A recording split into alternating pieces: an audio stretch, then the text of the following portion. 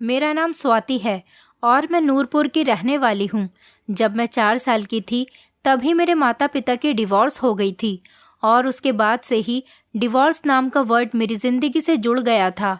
उन दोनों की तलाक ने ही मेरी ज़िंदगी को बर्बाद कर दिया। मेरी माँ ने भी मुझे ले जाने की कोशिश नहीं की। मैं अपने माता पिता की इकलौती बेटी थी। उन दोनों के झगड़े ने मेरी ज़िंदगी को तबाह कर दिया। पापा ने मुझे अपने साथ रख लिया था क्योंकि माँ मुझे बेसहारा करके चली गई थी। इतनी छोटी सी उम्र में मुझे माँ की ममता की ज़रूरत थी, लेकिन माँ तो अपनी 4 साल की इकलौती बेटी को छोड़कर किसी दूसरे मर्द के साथ भाग गई थी। उस टाइम मैं इतनी छोटी थी कि मुझे पता ही नहीं था कि डिवोर्स क्या होता है और एक परिवार कैसे टूटता है। पर जैसे जैसे मैं बड़ी होती गई मुझे इस वर्ड का मतलब समझ आने लगा। माँ बाप के अलग होने की वजह से मेरी ज़िंदगी पूरी तरह से बदल कर रह गई थी। जो भी मुझे देखता था गलत गलत कमेंट पास करता था। यही कहता था कि देखो ये जा रही है स्वाति, इसकी माँ ने तो अपने आशिक के लिए इसका बचपन ही ख़राब कर दिया। इसकी माँ इसको बचपन में ही छोड़कर चली गई। लोगों के कड़वे कमेंट्स ने मेरी ज़िंदगी और मेरा बचपन दोनों ही कड़वा बना दिया था। मेरी ज़िंदगी में किसी तरह की कोई खुशी नहीं थी। मैं एक अलग तरह की ही स्वाति बन गई थी। चीज़ों को तोड़ना मेरी आदत बन गई थी। कभी कभी तो मैं लोगों की बातों से इतनी ज़्यादा तंग आ जाया करती थी कि मैं चीख चीख कर रोती थी। सबके साथ बुरा बिहेवियर करती थी और जो भी मेरी माँ के बारे में कुछ कहता तो मेरा मन करता कि मैं इसकी जान ले लूँ। माँ के चले जाने के बाद मेरे पापा ने मुझे पाल पोस कर बड़ा किया। वो खुद ही सारे काम किया करते थे। मेरे घर में चाचा चाची भी रहते थे, लेकिन मेरी चाची भी मेरी माँ के बारे में गलत बातें बोलती थी। जब भी चाची मेरी माँ के बारे में कुछ कहती तो मैं घर का सारा सामान तोड़ने लगती थी। धीरे धीरे चाचा चाची भी मुझे बुरा समझने लगे थे और यही कहते थे कि इस पागल को हमारे घर से निकालकर इसकी माँ के पास ही भेज दो। मेरे पापा ने मेरी परवरिश बस ठीक ठाक ही की थी। सरकारी स्कूल में एडमिशन दिलवा दिया था, जहाँ के बच्चे भी मेरी माँ के कैरेक्टर को लेकर मुझे चिढ़ाया करते थे। जब मैं 9 साल की हुई तो मेरे पापा ने दूसरी शादी कर ली। मेरी सौतेली माँ मुझसे बिल्कुल भी प्यार नहीं करती थी, बल्कि उस औरत के घर में आ जाने के बाद तो हमारे घर का सुख चैन ही ख़त्म हो गया था। मेरी सौतेली माँ और चाची, इन दोनों के बीच में हमेशा लड़ाई झगड़े रहने लगे थे। मेरा बिहेवियर बहुत गुस्से वाला था, इसलिए मेरी सौतेली माँ मुझसे भी कभी कुछ कहती थी तो मैं उनसे लड़ने झगड़ने बैठ जाती थी। क्योंकि जैसे जैसे मैं बड़ी होती चली जा रही थी वैसे वैसे ही मेरा गुस्सा भी बढ़ता ही चला जा रहा था। मेरी सौतेली माँ की पापा के साथ भी बिल्कुल नहीं बनी। आए दिन पता नहीं किस बात को लेकर उन दोनों के बीच झगड़े होते रहते थे। सौतेली माँ आदत की बहुत ज़्यादा ख़राब थी। वो अपनी ससुराल में किसी का भी दिल नहीं जीत पाई थी, बल्कि अपने पति का भी नहीं। एक दिन मेरी सौतेली माँ भी पापा को छोड़कर चली गई। अक्सर पापा गुस्से में रहते थे कि जिस तरह मेरी दोनों पत्नियों ने मुझे धोखा दिया है, ऐसे मैं भी किसी औरत पर अब विश्वास नहीं कर सकता। मैं बड़ी हो गई थी तो इसीलिए पढ़ाई के साथ साथ घर का काम भी संभाल लिया करती थी। चाचा चाची का परिवार एक ही घर में रहते हुए भी अलग खाना पकाना करते थे और मैं अपने पापा का खाना अलग बनाया करती थी। मेरे गुस्से की वजह से किसी ने मुझे अपना समझकर प्यार नहीं किया था। मेरे पापा भी बस दुनिया के दिखावे के लिए मुझसे प्यार किया करते थे। एक दिन अचानक पापा को हार्ट अटैक हुआ और जब डॉक्टर के पास ले जाया गया तो डॉक्टर ने कहा कि ये अब इस दुनिया में नहीं रहे। पापा की मौत हो गई थी। ये खबर मेरे लिए किसी कयामत से कम नहीं थी। माँ के बाद पापा भी मुझे इस दुनिया में छोड़कर चले गए थे और अब मैं अकेली रह गई थी। पापा के मरने के बाद चाचा चाची का बिहेवियर मेरे साथ और ज़्यादा सख्त हो गया था। वो लोग चाहते थे कि मैं इस घर से निकल जाऊं और सारे घर पर उनका ही कब्जा हो जाए। मेरी दादी जो गांव में रहा करती थी, मेरे चाचा चाची ने मुझ पर झूठे इल्ज़ाम लगाकर मुझे दादी के घर छोड़कर आ गए। दादी ने मुझे खूब प्यार किया, लेकिन मैं गांव नहीं जाना चाहती थी और मजबूरन मुझे गांव में शिफ्ट होना पड़ गया। उस टाइम मेरी उम्र 16 साल के करीब हो गई थी। दादी मुझे बहुत प्यार करती थी, जबकि दादा काफ़ी सालों पहले ही इस दुनिया को छोड़कर चले गए थे। अपने बेटे की मौत पर मेरी दादी भी बहुत ज़्यादा अफसोस में थी। दादी गांव के घर में अकेली रहा करती थी क्योंकि मेरी दादी के सारे रिश्तेदार गांव में ही रहते थे। जैसे जैसे उनके बेटों ने शादी की तो शहर में घर बना लिया और वहीं पर शिफ्ट हो गए। अपनी बूढ़ी माँ को भी भूल गए। अब मैं पूरी तरह से अपनी दादी पर निर्भर हो गई थी। दादी के पास गांव में मेरी बुआ की बेटी भी रहती थी। उसका नाम रानी था। रानी उम्र में मुझसे छोटी थी। मेरी दादी अकेली रहती थी, इसी वजह से उन्होंने अपनी नाती को अपने साथ रखा हुआ था। मेरी दादी के गांव में 3-4 मकान थे जो कि किराए पर दिए हुए थे। दादी घरों के ही किराए से अपना खर्च पूरा करती थी। मेरे पापा और मेरे चाचा ने अपनी अपनी शादियों के बाद अपनी माँ को कोई भी पैसा नहीं दिया था। गांव में ही हमारी एक बुआ भी रहती थी। वो हर रोज सुबह को दादी के पास आ जाया करती थी, क्योंकि मेरी बुआ की शादी भी गांव में ही हुई थी। उनका ससुराल गांव में ही था और वो अपनी माँ के पास आती जाती रहती थी। रानी मेरी इन्हीं बुआ की बेटी थी। रानी का बिहेवियर तो मेरे साथ अच्छा रहता था, लेकिन बुआ का बिहेवियर मेरे साथ कुछ अजीब सा था। ऐसा लगता था जैसे मेरे गांव आने पर उन्हें कोई खुशी नहीं हुई थी। मेरे सामने बुआ अपनी बेटी को खूब प्यार करती और मुझे मुंह बनाकर देखती थी। कभी कभी बुआ मेरी माँ के बारे में भी कुछ गलत कह देती तो मैं गुस्से में चीज़ें तोड़ना शुरू कर देती थी। बुआ ने कभी भी कुछ खुलकर नहीं कहा था, पर फिर भी मैं उनके साथ बदतमीजी पर उतर आती थी। बुआ दादी से भी यही कहती थी कि माँ, इसको शहर इसकी माँ के पास भिजवा दो। अपनी माँ के साथ साथ ये भी बदतमीज ही है। जिस तरह से इसकी माँ अपने आशिक के साथ भाग गई है, इसे इसकी माँ के पास भेज दो। ये यहाँ रहने के काबिल नहीं है। लेकिन दादी मेरी बहुत साइड लिया करती थी और वो अपनी बेटी को डांट दिया करती थी। मेरे आने पर बुआ को दादी से बहुत सारी शिकायतें हो गई थी, लेकिन मेरी दादी का कहना था कि ये मेरी पोती है और हमारे खानदान का खून है।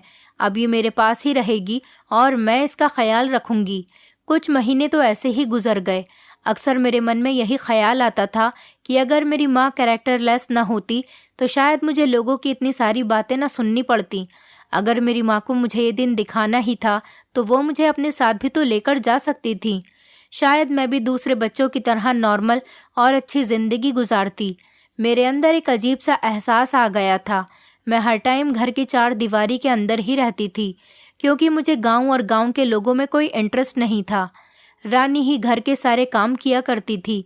कभी कभी मैं भी उसके साथ किसी काम में उसका हाथ बटा दिया करती थी। रानी बहुत ज़्यादा समझदार थी और बहुत धीमी आवाज़ में बात किया करती थी। वो मेरी बुआ मतलब अपनी माँ पर बिल्कुल भी नहीं गई थी, क्योंकि बुआ का बिहेवियर बहुत ज़्यादा ख़राब था।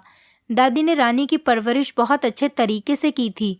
मैं भी सोचती थी कि काश मैं बचपन से अपनी दादी के पास ही रहती तो मैं भी रानी की तरह कितनी सब्र वाली और समझदार लड़की होती। गांव में आने के बाद मेरी पढ़ाई भी ख़त्म हो चुकी थी।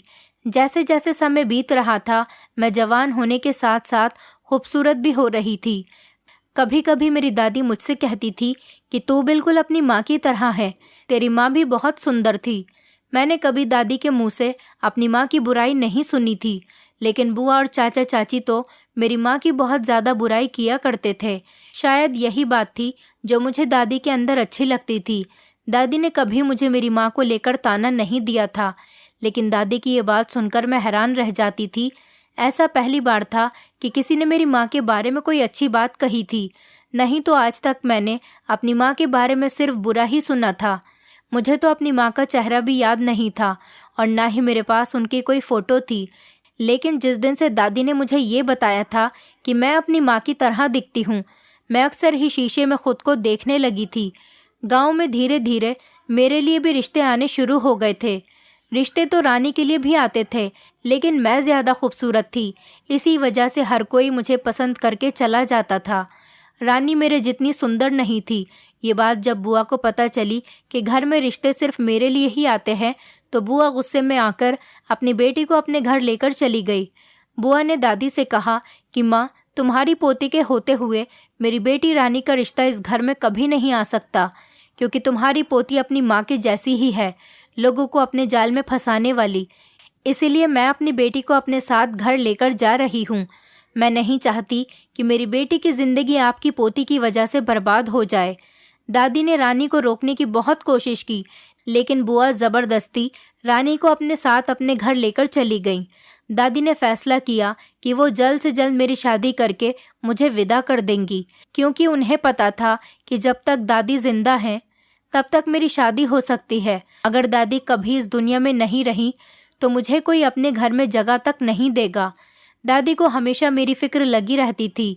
दादी ने मेरे लिए रिश्ता देखना शुरू कर दिया था, पर कहीं पर भी बात नहीं बन पा रही थी, क्योंकि बुआ ने सारे गांव में मेरी माँ के कैरेक्टर के बारे में बात फैला दी थी, जिसकी वजह से कोई भी आसानी से मेरे साथ शादी करने के लिए तैयार नहीं हो रहा था।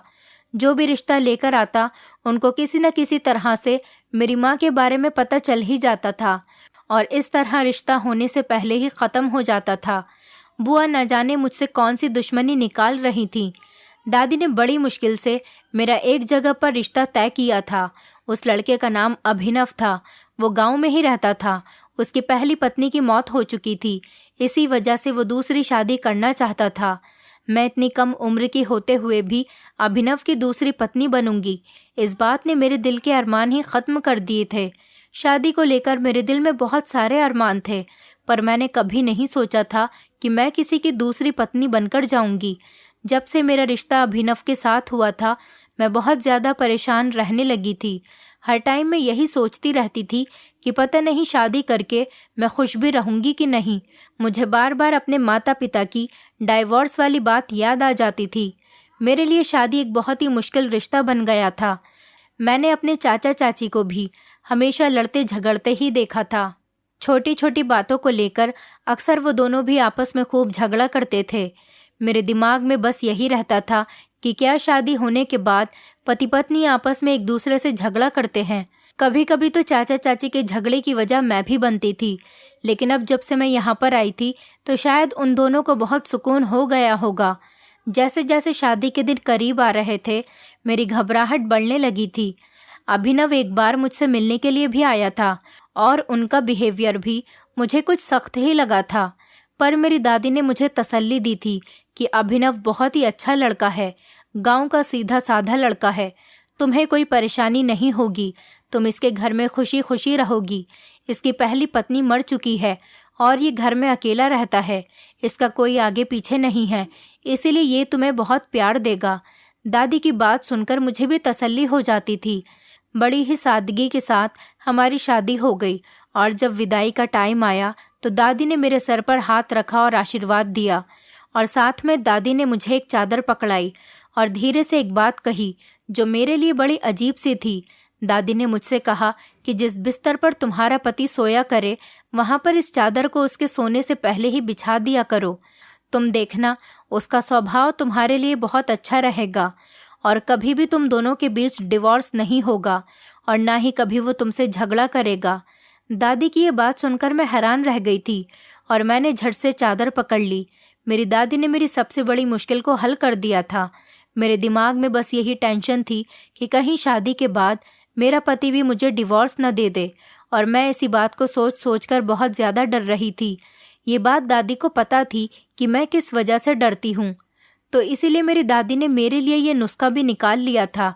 दादी के घर आकर मैं जितनी खुश हुई थी उतनी खुश तो मैं अपने माता पिता के घर में भी नहीं थी, क्योंकि उन्होंने काफ़ी समय से मेरी ज़िंदगी में मेरी अच्छी परवरिश की थी और आज ये साबित कर दिया था कि वो मुझे अपनी बेटी की तरह प्यार करती है।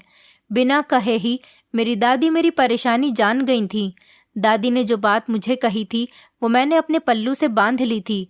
जब मैं विदा होकर अभिनव के घर पहुंची तो मेरा दिल ज़ोर ज़ोर से धड़क रहा था। अभिनव का घर बहुत छोटा था, जहां मुझे और अभिनव को अकेले ही रहना था। अभिनव का इस दुनिया में कोई नहीं था। उनके माता पिता उनको छोड़कर जा चुके थे। उनके 2 भाई थे, वो भी शहर में रहा करते थे और कभी वो गांव नहीं आते थे। अभिनव की शादी पड़ोस के रहने वाले लोगों ने ही करवा दी थी। अभिनव के पड़ोस में रहने वाली सरिता भाभी ने मुझे कमरे में बैठा दिया। जाते जाते सरिता भाभी ने कहा कि देखो स्वाति, तुम कम उम्र की हो, इसीलिए मैं तुम्हें समझा रही हूँ। ऐसी कोई गलती मत करना जिस वजह से तुम्हारा घर बर्बाद हो जाए। अगर कोई बात हुई तो सारा इल्ज़ाम तुम्हारे ऊपर ही आ जाएगा। पहले ही तुम्हारी माँ की वजह से तुम्हें कोई भी अपने घर की इज्जत नहीं बनाना चाहता था। हमें तुम्हारी बुआ ने सब कुछ बता दिया था कि किस तरह से तुम्हारी माँ ने भागकर किसी और से शादी कर ली। अब तुम्हारी अभिनव के साथ शादी हो गई है, अब तुम्हें खुद ही हर बात का ध्यान रखना पड़ेगा। सरिता भाभी की बातों ने मुझे बुरी तरह से डरा दिया था। सरिता भाभी कहने लगी कि अभिनव का स्वभाव कुछ अलग सा है, कुछ दिन साथ में रहोगी तो खुद ही समझ आ जाएगा। अभिनव के साथ जिंदगी गुजारना आसान नहीं है। सरिता भाभी ये सारी नसीहत देकर मुझे वहां से चली गई थी और मेरा दिमाग उनकी बातों में उलझ चुका था। कुछ देर के इंतजार के बाद जब अभिनव कमरे में आए तो उनका मूड कुछ ठीक नहीं था। कमरे में आते ही उन्होंने अपना सामान इधर उधर फेंकना शुरू कर दिया। ऐसा लग रहा था कि जैसे वो बहुत ज़्यादा गुस्से में हैं। मैं डर के मारे कांप रही थी और मुझे बहुत ज़्यादा घबराहट हो रही थी। अभिनव मेरे पास बैठने के बजाय सीधा बाथरूम में चले गए और कपड़े बदलकर ही वापस आए। मैं अभी तक बेड पर बैठी हुई उनका इंतज़ार कर रही थी। मुझे देखते ही वो भी गुस्से के साथ कहने लगे कि तुम अभी तक यहाँ पर बैठी हो, चलो यहाँ से हटो, मुझे नींद आ रही है, मेरा बिस्तर साफ कर दो। अभिनव की इस बात ने मेरे होश उड़ा दिए थे। मेरे दिल में जो थोड़े बहुत अरमान सुहागरात को लेकर बचे हुए थे वो भी अब आंसुओं में बह गए थे। मैंने जल्दी से उठकर उनका बिस्तर साफ कर दिया। फिर मुझे याद आया कि दादी ने जो मुझे चादर दी थी, क्यों न मुझे वही चादर अभिनव के बिस्तर पर बिछा देनी चाहिए। मैंने ऐसा ही किया और अपने सामान में से जल्दी से वो चादर निकाली और अभिनव के बिस्तर पर बिछा दी। उसके बाद मैंने अपने भी कपड़े बदल लिए। मेरी शादी में रानी भी आई थी। मुझे रानी की कही हुई बात याद आने लगी। वो मेरे कानों में कह रही थी कि आज तो स्वाति तुम इतनी सुंदर लग रही हो कि अभिनव जी तो बस तुम्हें देखते ही रह जाएंगे, तुम्हें देखकर पहली नज़र में ही अपना दिल हार बैठेंगे। उस टाइम तो मैं रानी की बातों पर बहुत खुश हो रही थी क्योंकि मेरे दिल में भी शादी को लेकर काफ़ी सारे अरमान थे। फिर मैंने एक लंबी सांस भरी क्योंकि ऐसा कुछ भी नहीं हुआ था। मेरी खूबसूरती ऐसी नहीं थी जो मेरी किस्मत बदल देती। अभिनव कमरे में आकर अपने बिस्तर पर लेटते ही गहरी नींद में सो गए थे और मैं अभिनव के बिस्तर पर बिछी हुई चादर को गौर गौर से देख रही थी। मुझे आने वाली अपनी ज़िंदगी से कोई ख़ास उम्मीद नहीं थी, पर इस बात का यकीन ज़रूर था कि अगर दादी ने मुझे ये चादर दी है तो ज़रूर इसका कोई ना कोई असर तो होता ही होगा। और अगली सुबह जब अभिनव सोकर उठे तो उनका मूड बहुत फ्रेश लग रहा था। मैं उनसे पहले ही उठ गई थी और किचन में जाकर उनके लिए नाश्ता बनाने की तैयारी कर रही थी। वो खुद ही उठकर किचन में मेरे करीब आए और कहने लगे, स्वाति मुझे माफ़ कर देना, रात में गुस्से में था, हो सके तो रात वाली बात को भूल जाना। अभिनव का इतना बदला हुआ रूप देखकर मैं हैरान रह गई थी। मुझे यकीन नहीं आ रहा था कि ये रात वाला ही अभिनव है। वो जल्दी से तैयार हो रहे थे। टाइम बहुत ज़्यादा हो गया था, शायद उन्हें काम पर जाना था, इसलिए जल्दी से मैंने उनको नाश्ता दिया। हम दोनों ने साथ बैठकर नाश्ता किया। उसके बाद वो अपने काम पर चले गए थे। अभिनव के जाने के थोड़ी देर बाद ही दादी भी मेरे घर पर आ गई थी। दादी मुझे देखकर बहुत खुश हुई और कहने लगी कि तुम हमेशा इस तरह ही खुश रहना और बस अपने पति के बिस्तर पर यही चादर बिछा देना और जो बात मैंने बताई थी उस काम को करती रहना। मैंने उनसे पूछा, दादी इस चादर में ऐसी क्या बात है, ये तो मामूली सी एक काले रंग की चादर है। दादी मुस्कुराते हुए कहने लगी, हर बात बताने वाली नहीं होती, बस तुम उस चादर को अपने पति के बिस्तर पर बिछाना मत भूलना, नहीं तो हो सकता है कि तुम्हारा पति तुम्हें तलाक दे दे। दादी की ये बात सुनकर मेरे रोंगटे खड़े हो गए थे और मैंने कहा, नहीं नहीं दादी, मैं चादर बिछाना कभी नहीं भूलूंगी। डिवोर्स का नाम सुनकर तो मैं कांप जाती थी। शाम तक अभिनव भी काम से घर वापस आ गए थे और उनका मूड भी बहुत ज़्यादा अच्छा था। मैंने उनकी पसंद का ही खाना बनाया था और खाने को देखने के बाद वो और भी ज़्यादा खुश हो गए थे। हम दोनों ने साथ बैठकर खाना खाया। उन्होंने मेरे खाने की खूब तारीफ़ की थी। उस दिन के बाद कोई भी ऐसा दिन नहीं गया कि जब अभिनव के सोने से पहले मैंने उनके बिस्तर पर वो चादर नहीं बिछाई हो। जब अभिनव के सोने का टाइम होता तो मैं उनके बिस्तर पर वो दादी की दी हुई चादर बिछा दिया करती थी और जब वो उठ जाते थे तो मैं उस चादर की जगह दूसरी चादर बिछा दिया करती थी। ये काले रंग की चादर मुझे जान से भी ज़्यादा प्यारी हो गई थी। अभिनव हमेशा मेरा बहुत ख्याल रखते थे। उनका बिहेवियर भी मेरे साथ हमेशा बहुत नरम रहता था। गुस्सा करना तो वो जैसे भूल ही गए थे और अगर कभी कभी वो मुझसे गुस्से में बात किया भी करते थे तो मैं चुपचाप सुनती रहती थी क्योंकि मुझे पता था कि दादी की दी हुई चादर की वजह से अभिनव का गुस्सा कुछ टाइम के बाद ही खत्म हो जाता है। पता नहीं इस चादर में ऐसी कौन सी बात थी जो अभिनव जैसे गुस्से वाला इंसान भी ठंडा हो जाता था। मेरे ससुराल में मेरी जिंदगी बहुत अच्छी गुजर रही थी। मेरी शादी को 5 महीने हो गए थे और इन 5 महीनों में मैं खूब सेहतमंद हो गई थी, क्योंकि मैं अपनी ससुराल में हमेशा खुश रहती थी। कुछ दिनों बाद मुझे पता चला कि मैं प्रेग्नेंट हूँ। ये खबर सुनकर तो अभिनव और भी ज़्यादा खुश रहने लगे थे। अब मेरे पति मेरा डबल ख्याल रखने लगे थे। लेकिन फिर अचानक मेरी तबीयत खराब रहने लगी। एक दिन कुछ ज़्यादा ही तबीयत खराब होने की वजह से एक रात में अभिनव के बेड की चादर चेंज करना भूल गई थी। मैंने दवाई ली हुई थी, इसी वजह से मुझे जल्दी नींद आ गई थी और मैं अभिनव से पहले ही सो गई थी।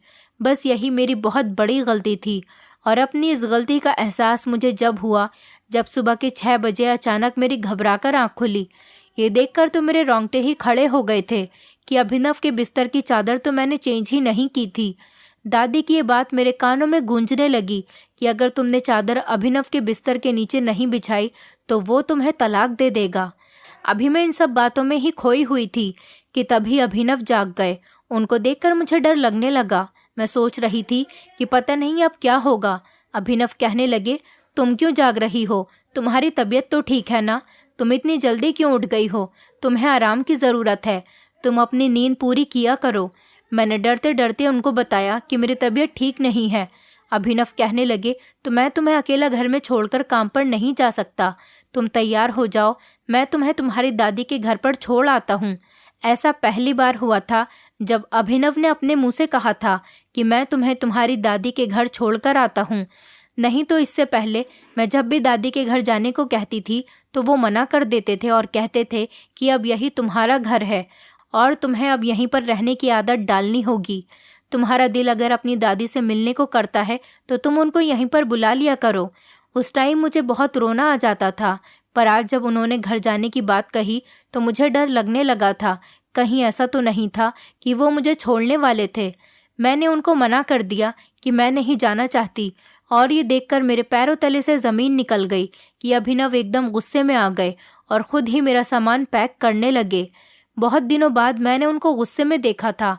काम पर जाते टाइम उन्होंने ज़बरदस्ती मुझे दादी के घर पर छोड़ दिया। मैंने डरते डरते अभिनव से पूछा कि आप शाम तक तो मुझे लेने आ जाओगे ना? उन्होंने मेरी तरफ गुस्से से देखा और कोई जवाब नहीं दिया। उसके बाद वो चले गए और मैं भी दादी के घर पर आ गई थी और सामने ही दादी बैठी हुई थी। मैं अपने आप पर काबू किए बिना ही दादी से चिपटकर खूब रोने लगी। मुझे इस तरह रोता हुआ देखकर दादी बहुत ज़्यादा परेशान हो गई थी। उन्होंने मुझसे रोने की वजह पूछी। मैंने रोते हुए दादी को बताया कि अभिनव मुझे छोड़कर चले गए हैं और अब मुझे कभी लेने नहीं आएंगे। आज जिस तरह से उन्होंने गुस्से में मुझसे बात की है, इस हिसाब से तो यही लग रहा है कि वो अब मुझे यहाँ से लेकर नहीं जाएंगे और मुझे छोड़ देंगे। दादी ने पूछा कि ऐसा क्या हुआ था जो वो तुम्हें छोड़कर यहाँ पर चला गया? मैंने दादी को बताया कि मैं उनके बिस्तर पर कल रात चादर बिछाना भूल गई थी। सुबह मेरी तबीयत ठीक नहीं थी। उन्होंने मुझसे मेरी तबीयत पूछी।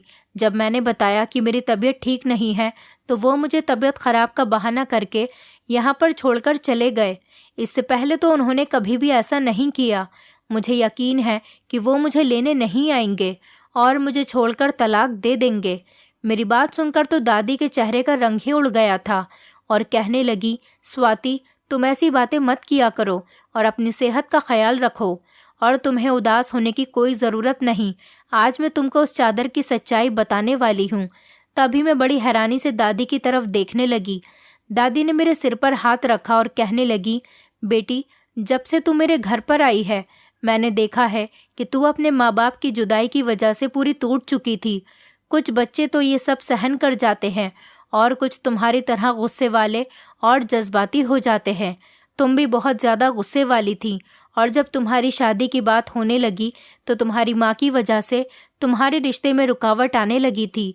जबकि सच ये था कि तुम्हारी माँ का कैरेक्टर बिल्कुल ठीक था, बल्कि तुम्हारा पिता यानी मेरा बेटा ही गलत था। तुम्हारे पिता के साथ कभी तुम्हारी माँ का मिजाज नहीं मिल सका। वो तुम्हारी ही तरह खूबसूरत थी। तुम्हारा पिता तुम्हारी माँ की खूबसूरती की वजह से उस पर शक करता था और इस वजह से उन दोनों के बीच में हमेशा झगड़ा होता रहता था। मैंने भी शहर आकर तुम्हारे पिता को कई बार समझाने की कोशिश की थी, लेकिन वो कह देता कि हम दोनों पति पत्नी के बीच बोलने की आपको कोई ज़रूरत नहीं। बस यही सब सोचते हुए मैं गांव में आकर बस गई थी। शहर में बेवजह ही तुम्हारे पिता की बातों से तुम्हारी माँ बदनाम हो गई थी, और यहाँ जब तुम्हारी बुआ को इस बारे में पता चला तो उसने गांव में भी तुम्हारी माँ को बदनाम कर दिया। और यही सब कुछ तुम्हारी बुआ तुम्हारे रिश्ते के टाइम पर भी करने लगी थी। तुम्हारी माँ के पवित्र होने की मैं गवाही देती हूँ। अभिनव को भी मैंने तुम्हारे लिए इसीलिए चुना था कि वो अकेला रहता है, उसके साथ कोई नहीं रहता। मैं चाहती थी कि तुम किसी तरह अपना गुस्सा काबू में करना सीख जाओ और तुम अपने पति के साथ कभी भी बुरा व्यवहार न करो। तुम्हारी माँ तुम्हारे पिता की शक की वजह से किसी दूसरे आदमी के साथ भाग गई, क्योंकि तुम्हारी माँ का गुजारा तुम्हारे पिता के साथ नहीं हो पा रहा था। तुम्हारा पिता हमेशा अपनी पत्नी को शक के ताने देता और दिन रात मारा करता था। बस इन्हीं सब बातों से तंग आकर वो दूसरे मर्द के साथ भाग गई थी, क्योंकि उसे लगता था कि जब मैं बुरी नहीं हूँ तो मेरा पति मुझे बुरा साबित करता है। अगर मैं बुरी होकर अपनी जिंदगी अच्छे तरीके से गुजारना चाहती हूँ तो इसमें कोई गलत बात नहीं। तुम्हारी माँ तुम्हें अपने साथ इसलिए नहीं लेकर गई क्योंकि जिस जगह उसने शादी की थी वहाँ पर उन लोगों ने उसको बड़ी ही मुश्किल से स्वीकार किया था, तो वो लोग तुम्हें कैसे कर लेते। वहाँ पर तुम्हारी जिंदगी और भी ज्यादा दुश्वार हो जाती। और सच बात तो यह है कि तुम्हारी बुआ तुमसे नफरत इसीलिए करती है क्योंकि जिस आदमी से तुम्हारी माँ ने शादी की थी वो कोई और नहीं, तुम्हारी बुआ का देवर था, जिसने तुम्हारी माँ की खूबसूरती की वजह से उसे अपना लिया और दूसरे शहर में जाकर तुम्हारी माँ के साथ अपना घर बसा लिया। तुम्हारी बुआ इसलिए तुम्हें भी बुरा समझती थी।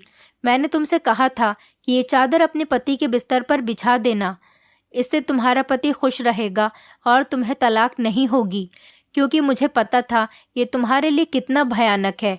और इसके साथ ही मैंने तुमसे ये बात भी कही थी कि जब भी तुम्हारा पति गुस्से में हो तो अपनी जुबान को दांतों के नीचे दबा लेना, मतलब तुम खामोश रहना। अपने पति के आगे पलटकर कभी भी कोई जवाब मत देना। दरअसल जादू चादर का नहीं बल्कि तुम्हारी जुबान के बंद रहने का है। मैं जानती हूँ तुम्हारे हालातों ने तुम्हें बहुत ज्यादा गुस्से वाला और बदतमीज बना दिया था। इसी वजह से मुझे डर था कि कहीं तुम यही गुस्सा और बदतमीजी अपने पति के साथ ना करो। अगर तुमने अपने पति के साथ भी यही किया तो वो तुम्हें खुद अपने घर से निकाल देगा। आदमी जब बाहर की परेशानियों को झेलकर घर आता है तो वो कभी कभी सख्त मिजाज और गुस्से वाला हो जाता है, पर अगर औरत उसके साथ जुबान लड़ाने लगे तो ये रिश्ता हमेशा के लिए टूट जाता है। दोनों में से किसी एक का चुप रहना बहुत ज़रूरी है। मुझे पता था कि अभिनव थोड़ा सा सख्त है, इसलिए मैंने तुझे चादर की आड़ में यह तरीका बताया जिस वजह से तू अभिनव के सामने चुप रही और वो तुम्हारी कदर करने लगा। इंसान को अगर सीधे शब्दों में बात समझाई जाए तो उसको समझ नहीं आती, और अगर वही बात किसी चीज़ के साथ जोड़ दी जाए तो इंसान उस बात पर ध्यान देने लगता है। तुम चादर को चमत्कारी समझती रहीं और अपनी जुबान को खामोश करती रहीं। इसी वजह से तुम्हारा घर अपने आप ही स्वर्ग हो गया। अभिनव तुम्हारी तबीयत खराब की वजह से तुम्हें यहाँ छोड़कर गया है, क्योंकि उसको पता था कि इस हालत में तुम्हारा अकेले घर पर रहना ठीक नहीं है। लेकिन तुम उसकी बात का गलत मतलब ले गई। बेटी, जब दो लोगों के बीच झगड़ा हो तो रिश्ता कायम करने के लिए दोनों में से किसी एक को खामोश होना ही बेहतर होता है, तभी घर बन पाता है। वरना तो ऐसे न जाने दुनिया में कितने ऐसे घर हैं जो टूट चुके हैं और तुम जैसे बच्चे भी बेसहारा हो गए हैं। क्या तुम भी ऐसा ही चाहती हो कि तुम्हारी औलाद भी तुम्हारी तरह बेसहारा हो जाए और वो बड़े होकर तुम्हारे जैसे गुस्सैल और बदतमीज हो जाएं? मैंने दादी से कहा, नहीं नहीं दादी, मैं हमेशा अपनी जुबान पर खामोशी बनाए रखूंगी, कभी अपने पति के साथ बदतमीजी या गुस्से वाला व्यवहार नहीं करूंगी। दादी की सारी बातें सुनकर तो मैं हैरान रह गई थी कि मेरी जुबान पर काबू रखने की वजह से ही मेरा घर स्वर्ग बना था। दादी ठीक कह रही थी कि अगर मैंने अपना गुस्सा अपने पति के सामने भी दिखाया तो वो ज़रूर मुझे तलाक दे देगा। मैंने रोते हुए दादी से माफ़ी मांगी, क्योंकि ये सच था कि मैं शहर में भी अपने चाचा चाची के साथ जुबान लड़ाया करती थी और इसी वजह से वहाँ पर मेरा उनसे झगड़ा रहता था। तभी वो तंग आकर मुझे दादी के पास छोड़कर चले गए थे। सारा दिन आराम करने के बाद मेरी तबीयत ठीक हो गई थी। रात को बुआ जी भी घर पर आई तो मैंने उनसे भी माफ़ी मांगी। बुआ जी ने पहली बार मुझे अपने गले से लगाया था। मैं बहुत खुश हो गई थी कि मेरे अच्छे व्यवहार की वजह से सब लोग मेरे करीब आने लगे थे। रानी और बुआ जी को देखकर मैं बहुत खुश हो गई थी। रानी ने और मैंने मिलकर दादी के घर पर खाना बनाया। शाम को अभिनव जी भी मुझे लेने के लिए आ गए थे। दादी ने मुझे जिंदगी की हकीकत सिखा दी थी, जिसको सीखना हर लड़की के लिए ज़रूरी है। जब इंसान गुस्से में कुछ कहे तो आदमी को उस टाइम अपनी ज़ुबान पर काबू रखना चाहिए, क्योंकि तभी घर बन पाता है। हमारी खामोशी ही हमारी ज़िंदगी को खुशियों से भर सकती है। नहीं तो फिर आप लोग जानते हैं, जैसा मेरे साथ हुआ ऐसा आप लोगों के साथ भी हो सकता है। शायद मेरी इसी गलत आदत की वजह से कोई भी मुझे नहीं अपनाता था। आज मैं सोचती हूँ कि जब लोग मुझे मेरी माँ के बारे में गलत गलत कमेंट पास किया करते थे, तब मैं खामोश रहकर उनकी बातों को नज़रअंदाज करती, तभी ठीक रहती। बल्कि मैं तो लोगों की बातें सुनकर उन पर गुस्सा किया करती थी। यही मेरी सबसे बड़ी गलती थी। आज मुझे अपनी गलती का एहसास हो गया है। मैं अपने पति के साथ बहुत ज़्यादा खुश हूँ और मैंने एक प्यारी सी बेटी को जन्म दिया है। दोस्तों, उम्मीद करती हूँ आपको हमारी कहानी पसंद आई होगी। कहानी पसंद आई है तो वीडियो को लाइक करें, चैनल पर नए हैं तो चैनल को सब्सक्राइब करें और हाँ, नोटिफिकेशन बेल को ज़रूर दबाएं ताकि अगली अपडेट सबसे पहले आपको मिले।